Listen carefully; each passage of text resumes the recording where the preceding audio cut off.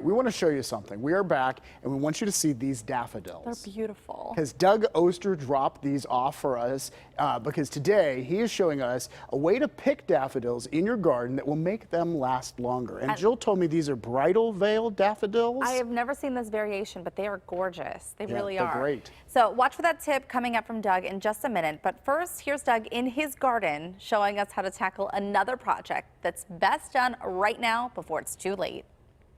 Welcome to the garden. Before we get started, I wanted to show you this shrub called Caria. It's very easy to grow. It's a shade lover.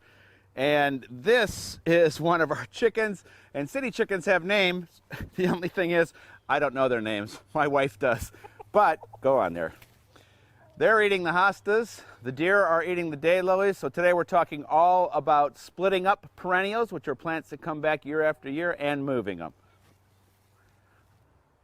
So plants like daylilies and hostas, they can grow really tight together, and especially daylilies, they need to be divided. And I looked all over the property for 2 days for this shovel. You know where I found it? In the tool shed where it's supposed to be. That's a first. And we're just going to first dig out the whole clump.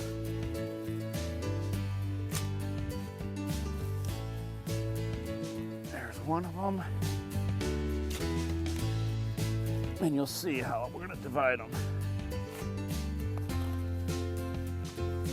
This is not for the faint of heart. You don't have to be gentle. Just rip them apart.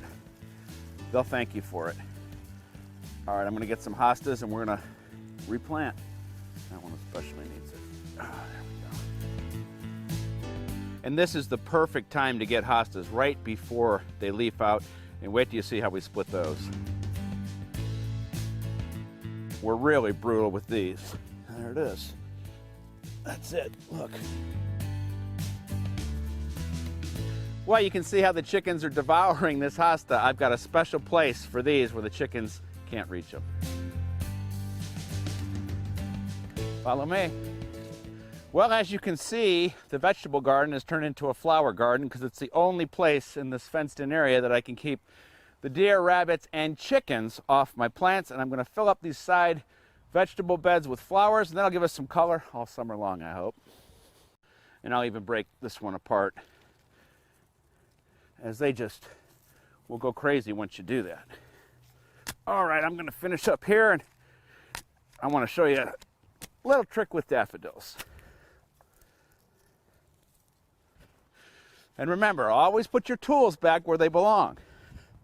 So one trick to make daffodils last as long as possible in the vase is not cutting them, but picking them, and go all the way down to the base of the stem, and that's all you need to do. This is bridal crown.